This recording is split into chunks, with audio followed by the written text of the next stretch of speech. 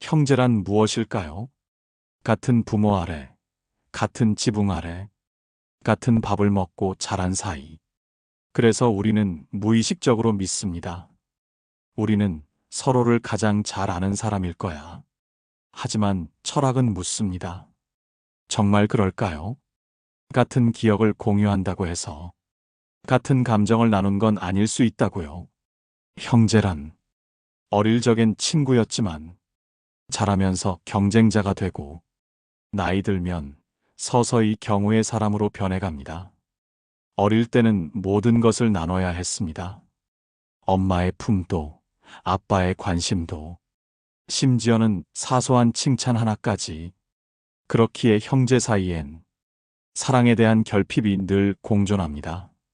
누군가는 말합니다. 우리 형은 어릴 때부터 다 받아갔어. 동생만 늘 예쁨 받았지. 나는 늘 참고 양보했어. 이런 감정들은 말로 꺼내지 못한 채 속으로만 깊어지고 결국 나이 들어 관계에 작은 균열을 만듭니다. 아리스토텔레스는 정의는 같은 것을 갖게 다른 것을 다르게 다룰 때 실현된다고 했습니다. 하지만 가족 안에서 우리는 종종 같은 방식의 사랑만을 기대받았고 서로 다른 필요는 무시되곤 했습니다. 그 결과 어릴 땐 몰랐던 차이들이 나이가 들수록 더 선명하게 드러납니다. 형제는 이제 같은 언어를 쓰지만 다른 가치관을 가졌고 같은 추억을 지녔지만 다른 방식으로 기억합니다. 형제는 나와 비슷하지만 나와는 다릅니다. 그 닮은 다름이 때로는 더 큰 거리감을 만들어냅니다. 철학은 조용히 속삭입니다. 가장 가까운 사람일수록 보이지 않는 간극은 깊다고요. 나이 들수록 형제가 멀어지는 건 사랑이 없어서가 아니라 그저 서로의 방식과 언어가 다르게 자라버렸기 때문입니다. 같이 컸지만 같은 상처를 입진 않았고 같은 집에서 자랐지만 각자의 마음은 서로 다른 풍경을 담았으니까요. 가족이니까 형제니까 그 말 안에 우리는 많은 걸 기대합니다. 힘들 땐 도와줄 거라고, 내 편이 되어줄 거라고, 최소한 오해는 없을 거라고. 하지만 철학자들은 말합니다. 피는 물보다 진하다고 믿는 건 가장 순진한 착각 중 하나라고요. 관계의 본질은 혈연이 아니라 진심에서 시작됩니다. 그 진심은 말로 확인되는 게 아니라 일관된 태도와 응답에서 드러나죠. 형제라는 이유로 서로를 당연히 여기는 순간 관계는 천천히 마모됩니다. 말 안 해도 알겠지라는 기대는 가장 쉽게 실망으로 바뀌는 문장입니다. 노자는 이렇게 말합니다. 가장 깊은 거리는 말하지 않아도 되는 거리다. 그 말은 침묵해도 마음이 닿는 관계를 뜻하지 말하지 않아도 된다는 게으름을 뜻하진 않아요. 형제 사이의 침묵은 때로 말의 한계를 뛰어넘는 신뢰일 수 있지만 더 자주 그것은 감정의 누락과 관심의 포기입니다. 그리고 어느 순간 어릴 적 그렇게 자주 보던 얼굴이 이젠 명절에도 낯선 표정으로 마주하게 되죠. 철학은 묻습니다. 당신은 지금 피라는 이유만으로 그 사람의 삶을 이해하고 있다고 착각하고 있지 않나요? 나이 들수록 형제가 남처럼 느껴지는 건 서로의 인생을 모른 채 과거의 기억 위에만 얄팍하게 서 있기 때문입니다. 삶은 누구에게나 복잡합니다. 형제라고 해서 같은 기준으로 살아가지 않아요. 각자 다른 실패와 다른 후회, 다른 고통을 끌어안고 살아갑니다. 그걸 외면하고 과거의 가족 사진만 들여다보며 왜 이젠 이렇지? 라고 묻는 건 지금의 진심을 놓친 채 그저 기억의 유령과 관계를 맺고 있는 것일 뿐이에요. 피는 시작일 뿐 관계를 유지시키는 건 지금의 마음입니다. 그리고 그 마음은 서로가 다름을 인정하고 서로의 현재를 묻는 데서 출발합니다. 형제 사이에는 말하지 않아도 느껴지는 서열이 있습니다. 첫째는 책임을, 둘째는 수능을, 막내는 보호받는 위치를 맡으며 어릴 적부터 자연스럽게 역할을 부여받습니다. 그 역할은 성장하면서 사라지는 듯하지만 사실 평생 마음의 바닥에서 작동합니다. 철학자들은 말합니다. 처음 주어진 역할을 벗어나지 못하는 한 인간은 자유로울 수 없다고요. 첫째는 늘 누군가를 챙겨야 했고, 기대에 맞춰야 했고, 동생보다 먼저 양보해야 했습니다. 그래서 어른이 되어서도 자신의 감정을 쉽게 말하지 못하고 혼자서 감당하며 누구에게도 기대지 않는 사람이 되곤 합니다. 반대로 둘째는 늘 비교당했고 형과 누나의 기준에 맞춰 살아야 했습니다. 자기 목소리를 내면 이기적이라는 말을 듣기 쉬웠고 그래서 마음속 깊은 곳엔 억울함이 남기도 합니다. 막내는 사랑받는데 익숙하지만 그만큼 책임을 회피하고 가볍게 여겨지는 순간들을 많이 겪습니다. 이처럼 형제 간의 역할은 눈에 보이지 않지만 각자의 감정 구조에 깊게 새겨져 있죠. 문제는 이 역할이 성인이 되어서도 그대로 재현된다는 데 있습니다. 형은 여전히 동생을 걱정하며 동생은 여전히 형 앞에서 위축되고 때로는 은근한 경쟁심이나 질투, 비교가 겉으론 웃으며 만나도 속으론 불편함을 만든 채 흐릅니다. 철학은 이렇게 말합니다. 인간은 자유롭기를 원하지만 과거의 질서에 스스로를 가둔다. 형제 사이의 불편함은 단지 연락을 자주 안 해서가 아닙니다. 그 밑바닥에는 어릴 적 역할에서 비롯된 감정의 찌꺼기가 쌓여 있기 때문입니다. 그걸 인식하지 못하면 계속 같은 감정의 패턴 속에서 불편함만 반복하게 됩니다. 어른이 된다는 건 그 역할로부터 자신을 해방하는 일입니다. 그리고 그것은 형제라는 관계를 진짜 인간 대 인간으로 회복하는 첫걸음이 됩니다. 형제 사이에서 가장 흔한 감정 중 하나는 가족인데 왜 저럴까라는 실망입니다. 그 실망은 종종 분노로 변하고 그 분노는 말할 수 없는 슬픔이 됩니다. 왜일까요? 철학은 이렇게 말합니다. 정의되지 않은 관계는 기대와 실망으로 흔들린다. 우리는 가족이라는 말에 모든 감정을 담습니다. 사랑, 책임, 이해, 희생, 무조건적인 용서까지. 그러면서도 구체적으로 묻지는 않아요. 나는 지금 이 사람에게 무엇을 기대하고 있지? 그 기대는 정당한 걸까? 라고요.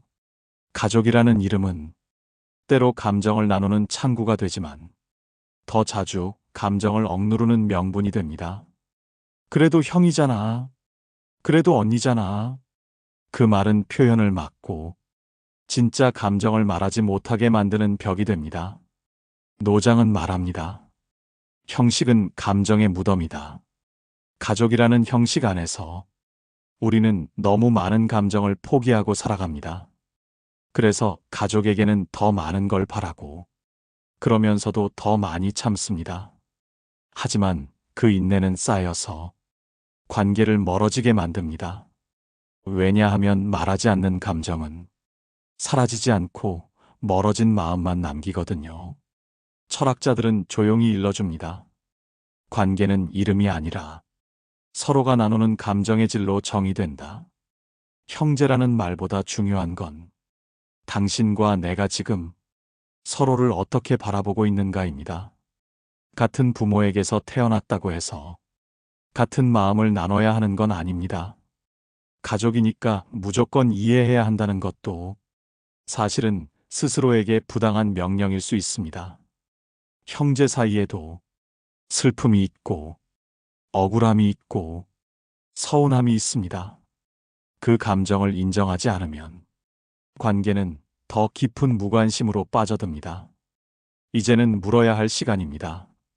가족이라는 말이 내 감정을 막고 있진 않은가? 내 진심은 언제부터 말할 수 없게 되었는가? 처음엔 자주 연락했을지도 모릅니다. 생일이면 메시지를 주고받고 명절이면 얼굴도 마주쳤겠죠. 하지만 어느 순간부터 그런 일상이 줄어듭니다. 서로의 삶이 바빠졌고, 대화는 건조해졌으며, 연락은 해야 하니까 하는 일이 됩니다. 철학은 말합니다. 시간은 거리를 만들지 않는다. 침묵이 거리를 만든다. 형제는 함께한 시간이 길수록 오히려 대화가 줄어들 수 있습니다. 이미 다 안다고 착각하기 때문이에요. 하지만 우리는 너무 쉽게 잊습니다. 같은 기억도 시간이 지나면 전혀 다른 감정으로 남게 된다는 사실을요. 어릴 때의 추억은 한 사람에겐 따뜻한 기억이지만 다른 누군가에겐 서운함이나 상처로 남을 수도 있습니다. 그 차이를 모른 채 그땐 참 좋았지라고 말하면 상대는 조용히 마음의 문을 닫을지도 모릅니다. 니체는 말했습니다. 말하지 않는 감정은 결국 관계를 부식시킨다. 형제 사이가 멀어지는 건 크게 싸워서가 아닙니다. 작은 오해가 쌓이고 그걸 풀지 않은 채 시간이 흐르며 서로가 서로의 안부를 짐처럼 느끼게 되는 거죠. 연락을 안 한다고 해서 미운 건 아니에요. 그저 말하지 않아도 되는 관계가 되었다는 건 말할 수 있는 여지가 사라졌다는 뜻이기도 합니다. 철학은 조용히 말합니다. 대화는 관계의 숨이다. 숨을 멈춘 관계는 천천히 죽어간다. 형제와 연락이 끊긴 건 감정이 사라져서가 아니라 표현이 멈췄기 때문입니다. 한 사람이 손을 내밀고 한 문장만 건네도 다시 이어질 수 있는 실타래는 아직 마음 어딘가에 남아있을지도 모릅니다. 가장 가까웠기에, 가장 멀어졌던 사이, 가장 많은 기억을 나눴기에 다시 걸어갈 수 있는 길도 있는 법입니다. 어릴 적부터 형제는 비교의 대상이었습니다. 형 좀 봐라, 저렇게 하잖아. 누나는 말도 안 듣는데 넌 왜 더 그래? 이런 말들은 장난처럼 들렸지만 마음속 깊이 스며들어 형제 간의 감정을 서서히 틀어지게 했습니다. 철학자들은 말합니다. 가장 가까운 사이일수록 비교는 독이 된다. 형제는 같은 조건에서 자란 듯 보이지만 실제로는 전혀 다른 방식으로 자라납니다. 부모의 기대, 환경, 시기, 경제적 조건이 형제마다 미묘하게 다르게 작용하죠. 그 작은 차이들이 각자의 자존감에 흔적을 남깁니다. 그래서 형제 간의 대화엔 말하지 못한 감정들이 있습니다. 나는 항상 밀려 있었어. 너는 늘 특별 대우를 받았지. 그 말들은 입 밖으로 나오지 않지만 마음속에 오래도록 머물러 있습니다. 니체는 말했습니다. 인정받지 못한 자는 사랑을 갈망하지 않는다. 오직 보상을 요구한다. 형제 사이의 진짜 고통은 사랑이 부족해서가 아니라 인정받지 못한 기억에서 비롯됩니다. 당신이 형에게, 누나에게 말하지 못한 서운함이 있다면 그건 당신이 그 관계 안에서 스스로를 충분히 존재로 느끼지 못했기 때문입니다. 반대로 당신이 동생에게 늘 우위를 점하고 있다면 그건 무의식적으로 나만큼은 되어야 해라는 기준을 강요하고 있는 걸지도 모릅니다. 철학은 조용히 일러줍니다. 관계를 살리는 유일한 언어는 비교가 아닌 인정이다. 형제란 같은 출발선에서 출발했더라도 각자의 방식으로 달려온 인생입니다. 그 인생을 비교하지 말고 인정할 수 있을 때 비로소 남 같은 형제는 조금씩 마음의 거리를 좁히게 됩니다. 이제 묻습니다. 당신은 형제를 있는 그대로 인정해 본 적 있나요? 스스로를 그 관계 속에서 비교 아닌 존재로 바라본 적 있나요? 형제 간의 관계에는 늘 부모라는 큰 그림자가 함께 드리워져 있습니다.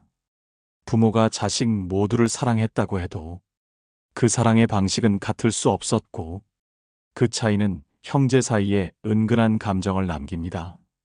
철학자들은 말합니다. 사랑은 공평하지 않다. 그러나 공정할 수는 있다. 어릴 적 한 사람은 늘 혼나고, 한 사람은 늘 감싸졌습니다. 한 사람은 늘 기대를 받고, 한 사람은 늘 이해를 요구받았습니다. 그런 기억은 시간이 지나도 무의식에 고스란히 남아 형제 간의 태도, 말투, 거리감에 영향을 줍니다. 엄마는 너만 챙겼잖아. 아빠는 너한테만 미소 지었지. 이런 감정은 말로 꺼내지 않아도 관계 곳곳에 스며들어 조용한 경쟁심과 불편함을 만들어냅니다. 어떤 철학자는 말했습니다. 우리가 형제를 통해 느끼는 감정은 부모에게 받은 사랑의 반사경이다. 즉, 형제를 향한 감정은 사실 부모에게서 시작된 상처일 수도 있다는 이야기입니다. 그 상처는 형제가 잘못해서 생긴 게 아니라 부모가 인간으로서 가진 한계 속에서 피할 수 없이 남긴 흔적일 수 있습니다. 그걸 알게 되면 형제를 탓하는 마음이 조금은 연민으로 바뀔지도 모릅니다. 왜냐하면 그들도 똑같이 그 그림자 속에서 자기 몫의 외로움을 겪었을 테니까요. 형제 간의 감정은 단순히 지금의 거리에서 비롯되지 않았습니다. 오랜 시간 축적된 말없는 기억과 감정, 그리고 부모라는 존재의 무게가 그들 사이의 공기를 결정짓고 있죠. 철학은 말합니다. 관계를 회복하려면 먼저 기억의 주인을 바꿔야 한다. 형제를 향한 감정이 사실은 부모로부터 온 그림자라는 걸 인식하는 순간, 당신은 조금 더 부드럽게 그 거리를 이해할 수 있게 됩니다. 그리고 그때 형제라는 관계는 피할 수 없는 과거가 아니라 새롭게 선택할 수 있는 현재로 바뀌기 시작합니다. 많은 사람들이 이렇게 생각합니다. 형제는 그래도 가족이니까, 언제든 돌아갈 수 있는 관계니까. 하지만 철학은 말합니다. 가장 가까운 사람도 선택하지 않으면 멀어진다. 형제라는 이름은 태어날 때 주어졌지만, 형제라는 관계는 삶 속에서 끊임없이 선택해야만 유지되는 것입니다. 우리는 자주 이런 선택을 놓칩니다. 먼저 연락하는 걸 미루고, 불편했던 기억을 마음속에만 담아두고, 무소식도 괜찮겠지라며 넘깁니다. 그러는 사이, 형제는 점점 과거 속 이름이 되고, 현재의 마음에서 멀어지기 시작합니다. 노자는 이렇게 말했습니다. 물이 고이면 썩고 흐르면 맑다. 형제 관계도 마찬가지입니다. 유지하려면 흐름이 있어야 하고, 그 흐름은 작은 선택에서 시작됩니다. 먼저 안부를 묻는 것, 생일에 짧은 메시지를 보내는 것, 명절에 한 번쯤 목소리를 들려주는 것. 그런 소소한 움직임들이 형제를 기억 속 사람이 아니라 지금 곁에 있는 사람으로 만들어줍니다. 우리는 흔히 가족이니까 언제든 괜찮을 거라 생각합니다. 하지만 가족이기에 더 많은 상처를 쌓았고, 가족이기에 오히려 더 많은 용기와 선택이 필요합니다. 형제는 한때 함께한 기억이 아니라 지금 함께할 의지로 존재합니다. 철학은 조용히 속삭입니다. 관계는 주어지는 게 아니라 만들어가는 것이다. 피로 이어졌다고 해서 그 마음까지 자연스레 이어지는 건 아닙니다. 그 간극을 메우기 위해 우리는 오늘 하나의 선택을 해야 합니다. 아무것도 바꾸지 않으면 형제는 언젠가 과거 속 사진에서만 살아있는 이름이 될 테니까요. 이제는 스스로에게 물어야 할 시간입니다. 나는 지금 이 관계를 선택하고 있는가? 그 선택은 내 마음의 진심에서 시작된 것인가? 형제를 떠올릴 때 우리는 종종 묘한 감정을 느낍니다. 애틋함과 불편함, 가까움과 어색함, 이상하리만치 복잡한 감정이 얽혀 있죠. 철학자들은 말합니다. 타인은 거울이고 가족은 그림자다. 형제는 단순한 가족이 아닙니다. 그들은 당신이 지나온 시간을 함께한 유일한 목격자이자 말하지 않아도 당신의 본 모습을 알고 있는 사람들입니다. 그래서 형제를 마주할 때 우리는 자신 안의 미성숙함, 비교심, 후회, 서운함 같은 감정의 잔재들을 동시에 느낍니다. 형제가 불편한 건 그 사람 자체가 싫어서가 아니라 그를 마주하는 순간 내 안의 과거의 나까지 떠오르기 때문입니다. 어릴 적 부족했던 자신, 더 사랑받고 싶었던 기억, 무심한 말로 상처 주었던 순간, 혹은 상처받고도 말하지 못했던 나. 이 모든 것이 형제라는 존재를 통해 자기 자신으로 되돌아오게 됩니다. 소크라테스는 말했습니다. 자기 자신을 알기 위해선 타인을 거쳐야 한다. 형제는 어쩌면 우리 인생에서 가장 오래된 타인이자 가장 오래된 자기 자신일지도 모릅니다. 그래서 형제를 향한 감정은 곧 자신을 향한 감정이고 그 관계를 풀어간다는 건 스스로를 이해해가는 과정과도 닮아 있습니다. 당신이 형제와 거리를 두고 있다면 그 안에는 단순한 불편함이 아니라 자신 안에 어떤 감정과 마주할 용기가 부족했기 때문일 수도 있어요. 철학은 묻습니다. 당신이 피하고 있는 건 정말 그 사람이 맞나요? 아니면 당신 안의 감정인가요? 형제를 이해하는 일은 결국 자신을 이해하는 일로 이어집니다. 그래서 우리는 그 관계 앞에서 끊임없이 성찰해야 합니다. 형제가 남처럼 느껴진다면 그건 당신이 더 이상 과거의 나에 머물러 있지 않다는 의미일 수도 있고, 혹은 아직도 그 시절의 감정을 떠안고 살아간다는 신호일 수도 있습니다. 살다 보면 문득 이름 석자 연락처 하나만 남은 형제가 괜스레 마음속에 떠오를 때가 있습니다. 명절에도 마주치지 않고 기쁜 일에도 힘든 일에도 서로 모른 척 살아왔지만 어느 순간 그 얼굴이 생각납니다. 철학은 말합니다. 관계는 인연이 아니라 인식이다. 당신이 어떤 시선으로 바라보느냐가 그 사람의 의미를 결정짓는다.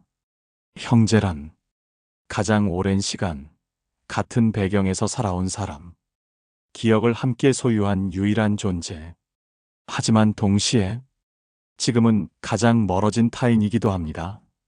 그 모순된 거리감 속에서 우리는 형제를 떠올릴 때 어딘가 모르게 마음이 저릿합니다. 그 마음은 회복을 바란다기보다 단지 이해받고 싶은 오래된 바람일지도 모릅니다. 이제는 묻습니다. 지금 당신 삶에 형제란 어떤 존재인가요? 그저 연락 안 하는 사이인가요? 아니면 내 안에 미해결 감정을 품은 채 늘 어딘가 불편하게 떠오르는 사람인가요? 노자는 말했습니다. 길은 멀리 있는 것이 아니다. 마음을 향하는 곳에 있다. 형제를 향한 길도 그렇습니다. 용서를 빌거나 관계를 회복하려는 거창한 말보다 단지 지금 내 마음 안에서 그를 따뜻하게 떠올릴 수 있는 여유가 있다면 그걸로도 충분할 수 있습니다. 우리는 누구도 완벽히 이해할 수 없고 누구에게도 완전히 이해받지 못합니다. 하지만 인생이 허락한 단 한 명의 형제, 자매가 있다면 그 존재만으로도 삶은 덜 외로워질 수 있습니다. 가까이 있지 않아도 언제든 마음으로 닿을 수 있는 사람이 어쩌면 가족이 아닐까요? 이 영상이 마음에 닿았다면 좋아요와 구독은 다음 영상을 준비하는데 큰 힘이 됩니다. 오늘 하루 자신에게 가장 따뜻한 사람이 되어주시길 바랍니다. 감사합니다. 오늘 하루였습니다.